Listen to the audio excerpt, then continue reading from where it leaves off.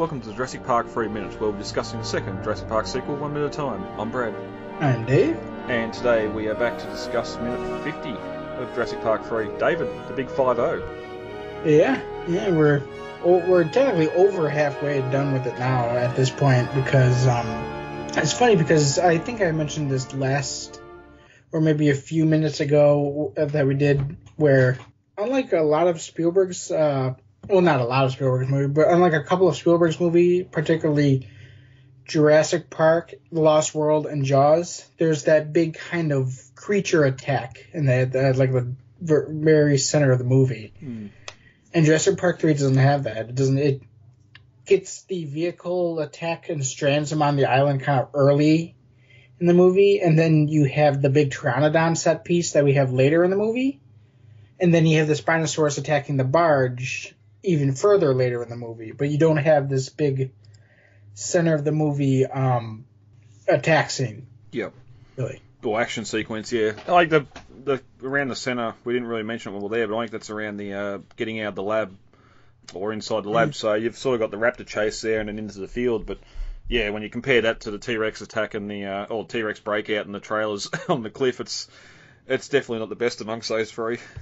Yeah, really. I mean, if you were to label that as the center kind of attack of the movie, that raptor attack as they're exploring the labs, it's interesting because it just becomes then so much more anticlimactic, I guess you could call it. Yeah, definitely. You know what this is? Yeah, it's a raptor claw. I used to have one. A fossil. Mine is new. Alright, heading over to Jurassic-Pedia.com for our daily dose of knowledge over there. This entry here I thought was poignant to today's conversation, more so later on when we get to the novel, where it's hinted that Eric's had more adventures on the island that he's not willing to tell Grant about, and there's a entry here on Pedia for Iggy, the iguanodon, which when Eric's first stranded on the island, he encounters the young juvenile iguanodon, and it ends up saving his life for some reason or another. But later on, unfortunately, it's surrounded and attacked by raptors, and it's just it could be where he got that raptor claw. It's alluded to later on in the novel that how he got it is something he doesn't want to tell Grant about either. Otherwise, he wouldn't see him as a 13-year-old anymore. So I think this is just proof again. I really need to get these short stories and comics and have a look through it. And the other thing, and we'll talk more about the raptor claw as we come into next minute, but it's definitely one of those kind of more like, wait, how did they get that? Yeah, yeah. Because that's not even brought up quite like the T-Rex is, where Grant looks at him and is like, where did you get this? He just kind of accepts it, you know? Like, oh, cool, 13-year-old found a brand new raptor claw. Well, you'd probably get the same response from Eric again. You don't want to know. True. Yeah, we had a bit of a discussion on that P. We're going to have one on the claw as well when we get there. But yeah, head over to Jurassic-Pedia.com for that and more articles going up. New articles going up each week. What are you saying? What are you looking for? David, ready to get into minute 50? Sure, yeah. All right. As we're in minute 49 of Jurassic Park 3, Paul and Amanda were talking amongst themselves, and we probably don't need to revisit that. As we open on minute 50, we cut to that gorgeous shot of the morning sun peeking into the Isla jungle. At the 2-second mark, we cut to the roof of the water tanker as one of the 3 hatches is opened, and Eric scans the local area for any danger or sign of the raptors. Inside, Grant grabs a pair of binoculars and puts them in his backpack and follows Eric out of the tanker. At the 25-second mark, after Grant hands Eric his backpack, he also hands Eric Billy's camera bag, and the two start to make their way from the tanker across the underbelly of an upturned SUV towards the bank of the swamp. At the 36-second mark, we cut to a trunk of a tree in the jungle as a man's foot emerges into the camera view. Billy jumps down to the jungle floor and scans the area for any sign of the raptors or danger. At the 56-second mark, he looks back over his shoulder and gives a wave, motioning for Paul and Amanda that it's safe to come down. And this ends minute 50 of Jurassic Park 3. As we open on minute 50, we get a continuation of the sun sort of shining through the jungle foliage as morning breaks on Isla Sorna, and we cut to the hatch on top of the water tanker as Eric opens it slightly and starts to look around for any signs of danger. After seeing that the coast is clear, he opens the door the rest of the way, and it clangs back on the roof of the tanker itself. Yeah, they really got that morning fog machine going on in this scene, and it's interesting because at the very opening of this minute, we see the same kind of effect wafting through the trees as the last minute closed. And that, I'm not sure if it's a set or if it's just some B-roll they shot on location, because it doesn't really look like a set, you know? Yeah. Well, they're going for this feel of early morning, the fog sort of hanging low. We're going to see a lot more fog when we get to the river and the canyons, but it's sort of setting up that it's early morning here and the fog hasn't rose yet. When we get to it later, when the two are walking away from the tanker, thanks to HD, we actually see on Grant's watch or Sam Neill's watch that it's 20 past 7. So it was an early shoot in the morning. So if they were on location at Hawaii or anywhere else they were filming, you probably would have had that natural fog that they would have had to smoke machine on set to try and match.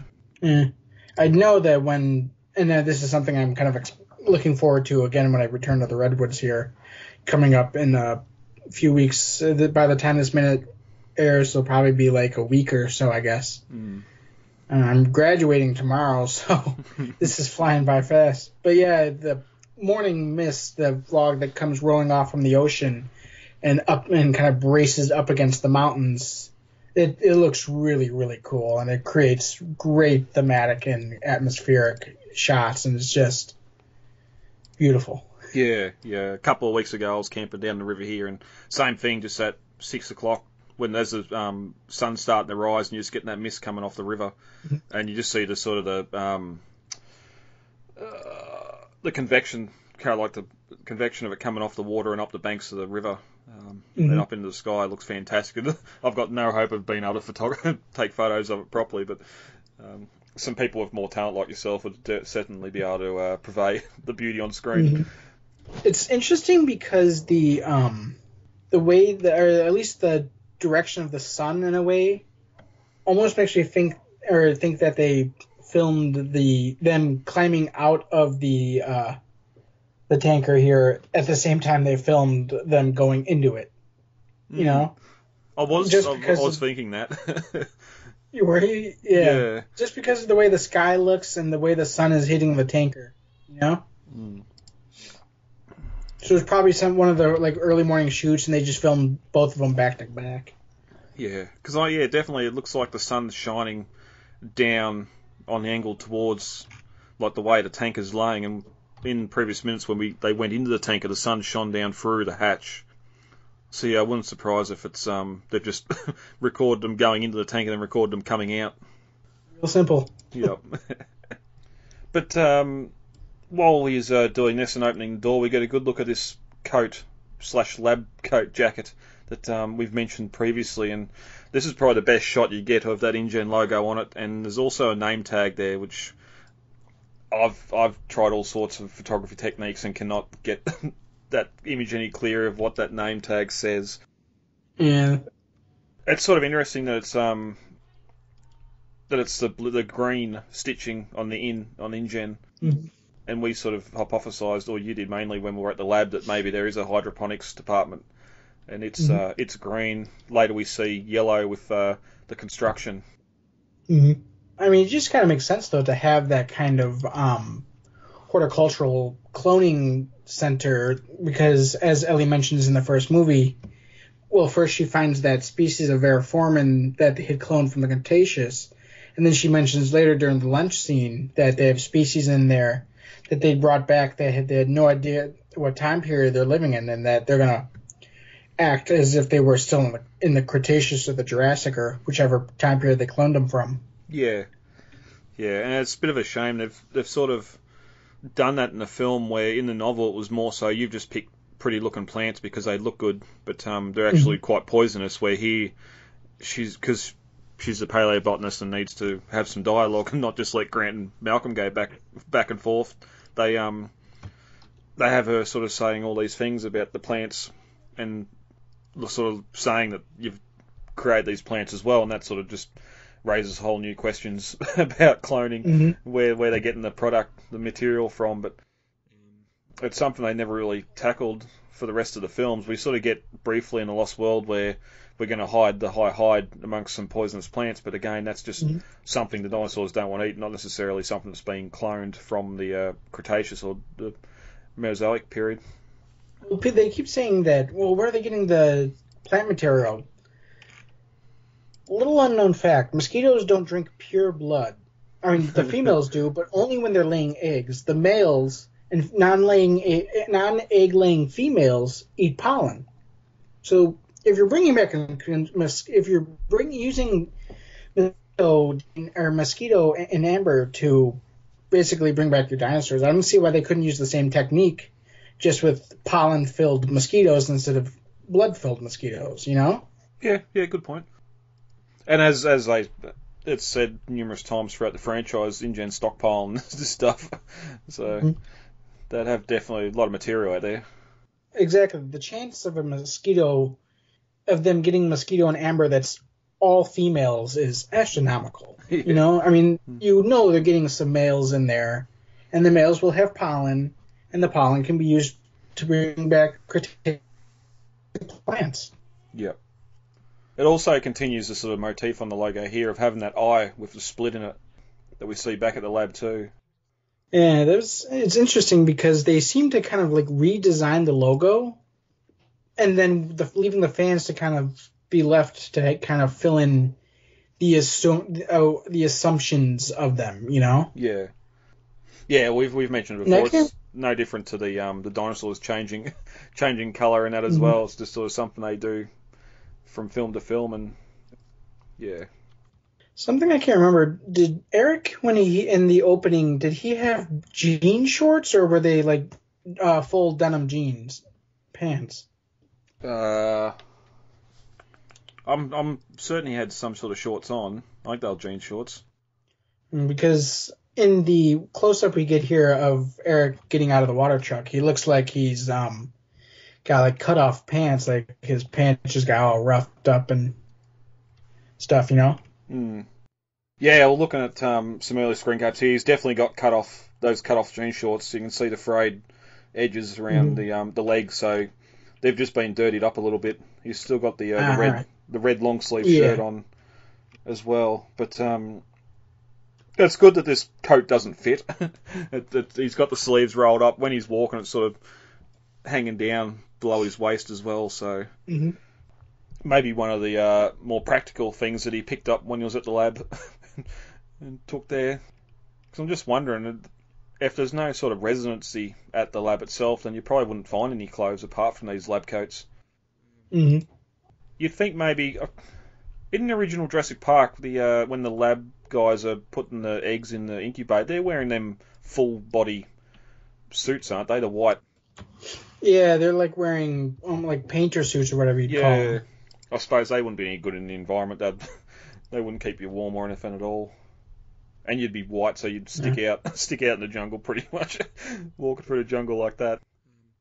But we cut back inside as Grant grabs a pair of binoculars and sort of puts them into his duffel bag, and off to the corner we get a quick glimpse of Billy's camera bag that's been sitting there for the night, and you also see more of that steel shelving and plastic crates behind him now, where we've got this sort of morning light shining in and lighting the area up a lot more.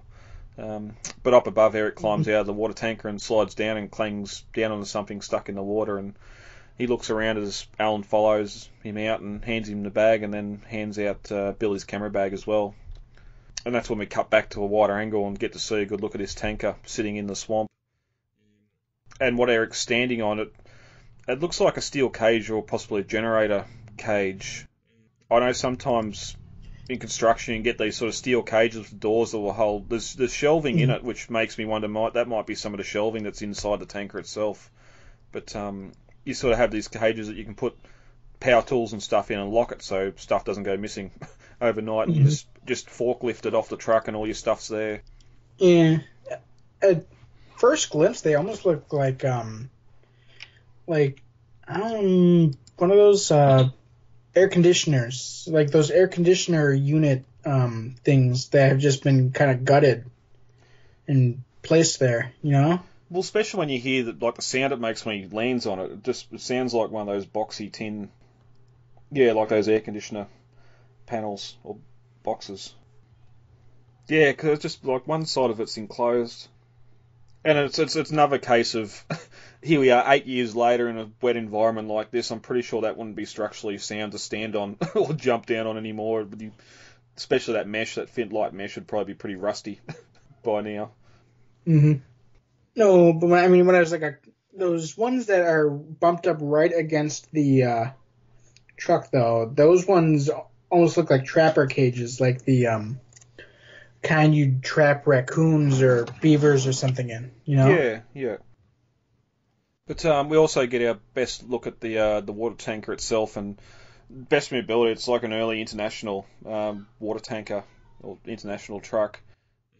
Very similar to what we got in the Fallen Kingdom toy line with the Matchbox water tanker there, but that one's a little bit newer. But I love how the amber flashing light's still on the top of it. It hasn't been broken, and the air horns and that are there. It looks in good condition for what it's doing there. Mm-hmm. You could assume the interior and that, like most of the vehicles on the island, is just destroyed by smaller animals and that.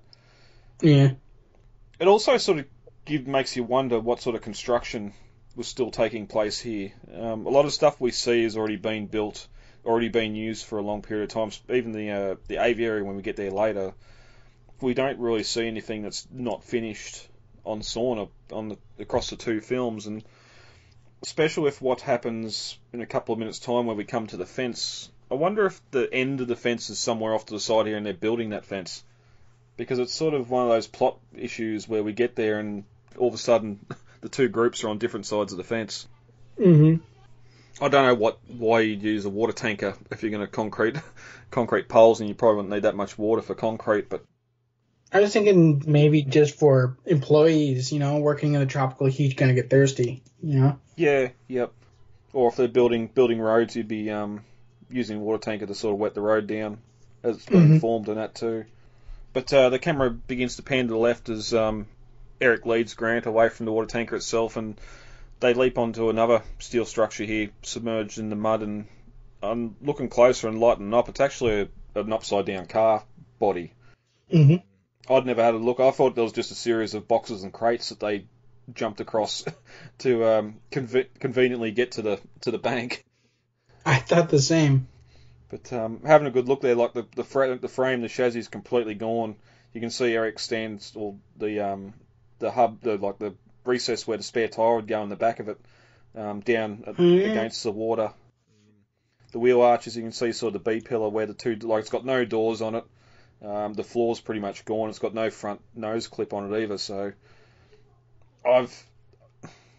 you'd think if you Googled upside down full or SUV body or something, you'd see plenty of photos of wrecked cars, but I couldn't find bugger all from wreckers' yards or anything of an upside down wrecked car that you can sort of try and find a similar layout to. But again, it's just, I suppose it doesn't really matter. But just again, having this car so destroyed, I wonder if this was all just left or if some sort of an attack took place. But it's maybe another story that will never be told.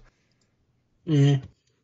That's kind of stuff like this, though, that's the reason I do like Isla Sorna and feel like it's more viable for stories than Isla Nublar is, because Nublar it was basically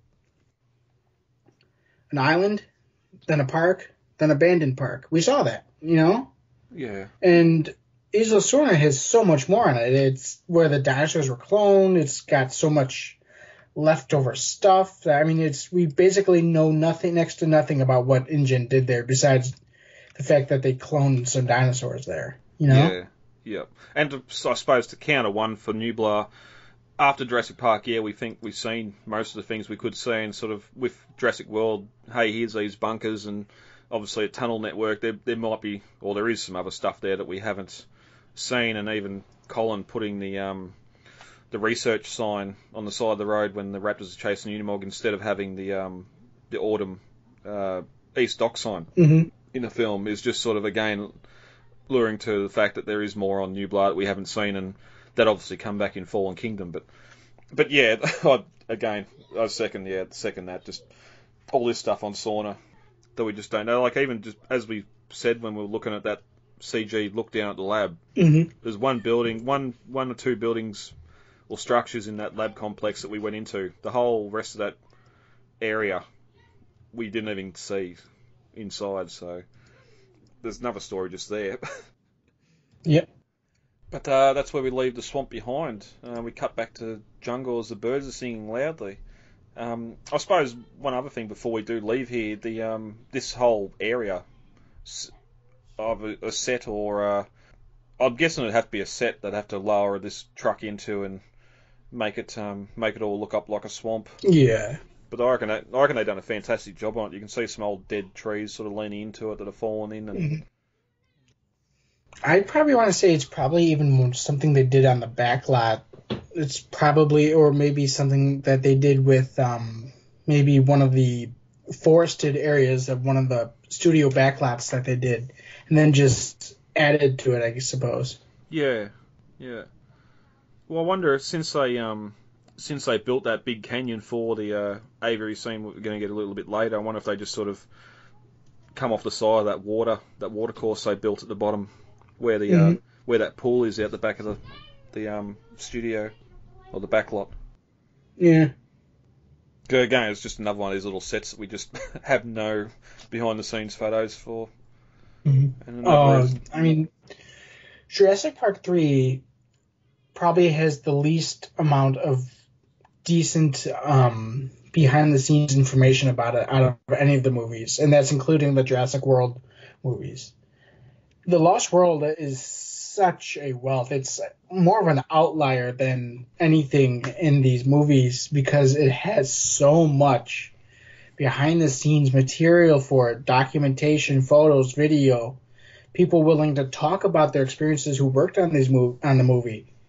Jurassic Park, probably the next best after The Lost World. And then I'd say probably Jurassic World had the best after that. Then Jurassic World, then Jurassic World and Fallen Kingdom probably on the same level. They both had really, really good behind the scenes campaigns and a lot of people willing to discuss what they did for the movie. But Jurassic Park 3 just doesn't have that. I think the person who's most willing to talk is the conceptual artist Ricardo Delgado, who occasionally posts new storyboard and concept art that he did on his Instagram and Tumblr.